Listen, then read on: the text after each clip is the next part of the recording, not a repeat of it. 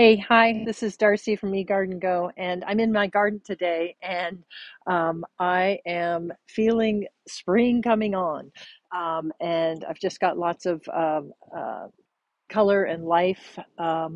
And this time of year, though, it is the type of interest that you kind of have to look a little closer at. And so I'm going to take you through some of the ways that I've used some of the early bloomers, like spring bulbs and some of the spring ephemerals, to really jumpstart my garden, which has been, really giving me joy since turn of the year, even though we've been having, some pretty crummy weather here and there. Um, and spring is really slow to start here in the Pacific Northwest here we're in late March 2023, and typically by this time our gardens are much farther along than they are right now.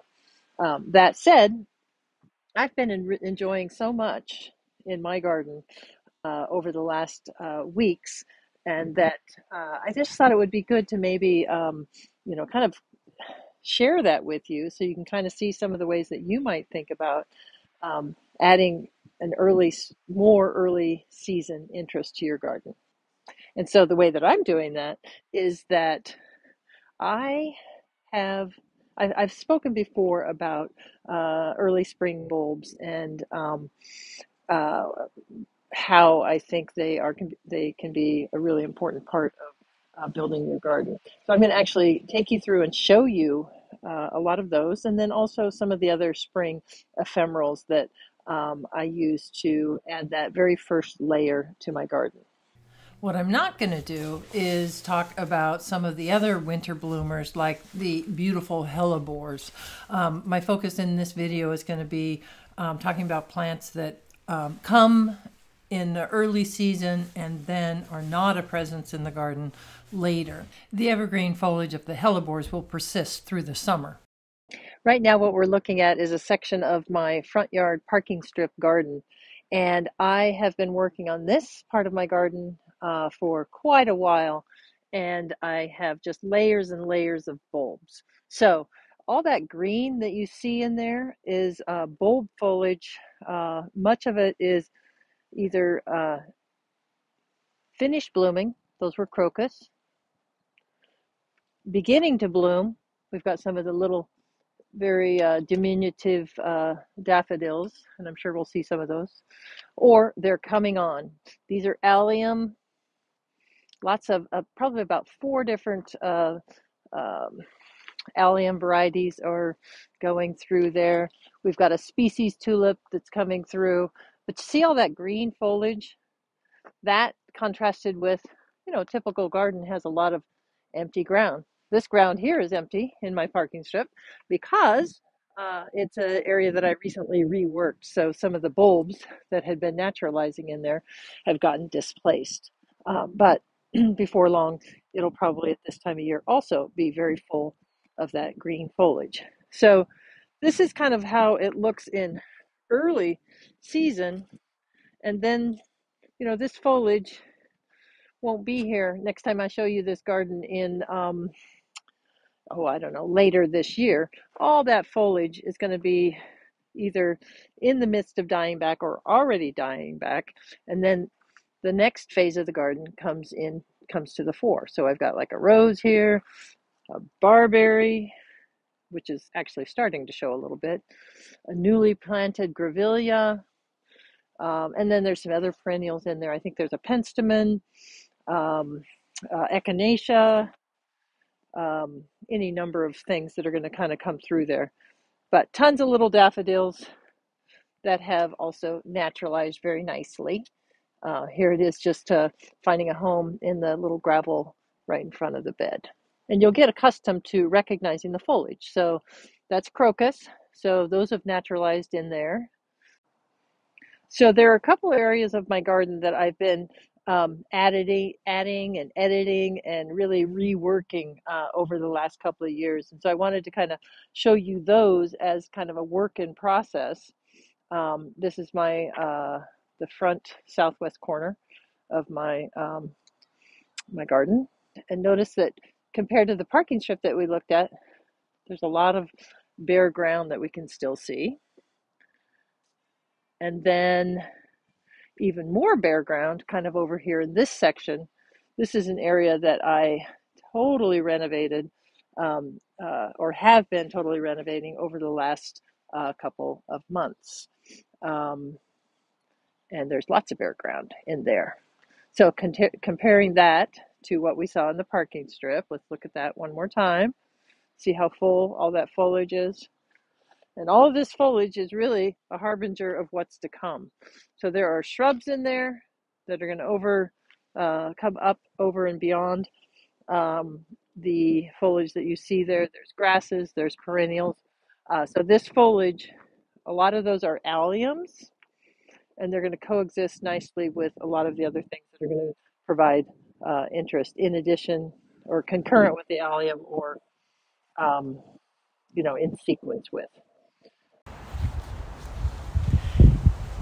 And here we have species, that foliage that you see is species tulip that is naturalizing really well in my garden.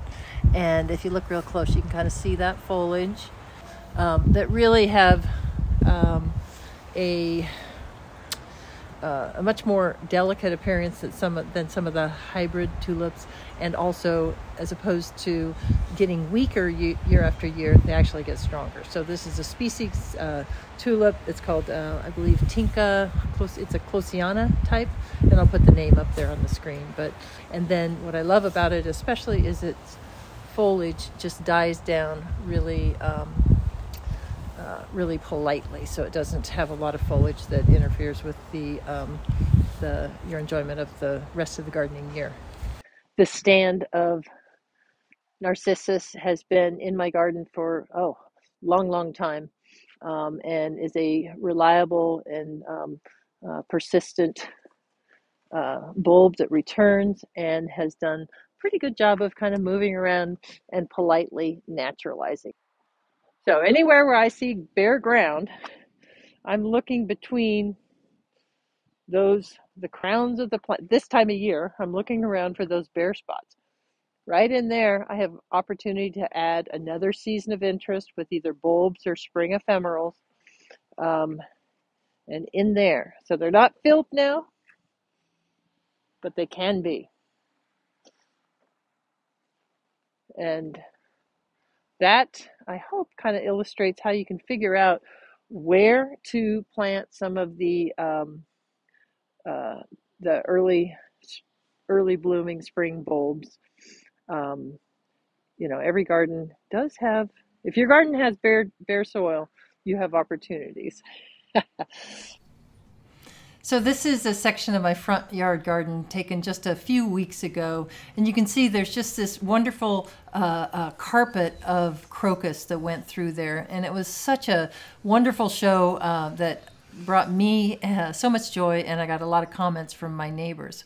This is the same area of my garden in the very first days of April of this year, and you can see we're kind of in a bit of a lull from a color standpoint, but there's a lot that is on the horizon here in terms of additional bulbs and perennials, not to mention shrubs and other plants that are going to provide so much interest for the rest of the gardening year, as you can see from the photos showing scenes of this same section of my garden in different seasons over the years.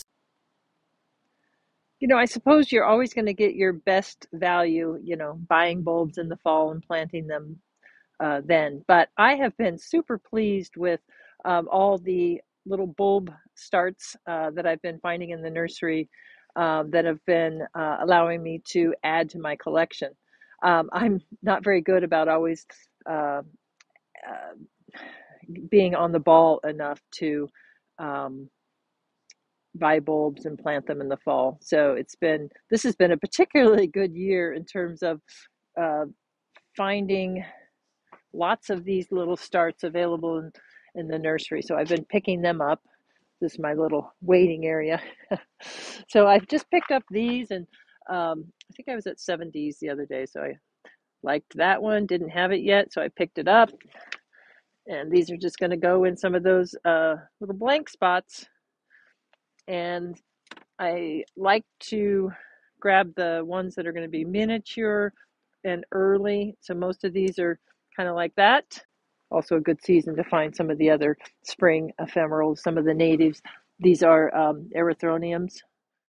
There are just endless opportunities for adding weeks and possibly months of interest to your garden by including more of these delicate and small and low to the ground early bulbs. We've looked at only some of the possibilities, but going from, I mean, you can add this layer.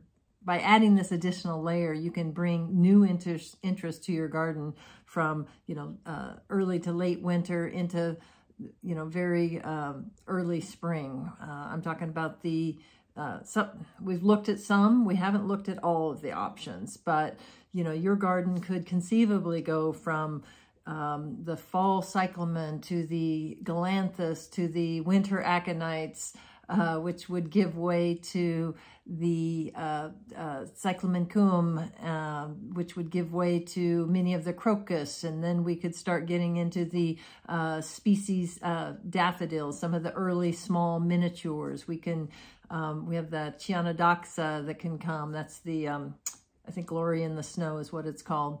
We have the species tulips and other spring ephemerals that we didn't even touch in this video that aren't necessarily bulbs. So I hope this has given you a few ideas, some additional ideas. And if you like this type of content, I hope that you will like and subscribe. Until next time, this is Darcy from eGardenGo. Thanks for watching.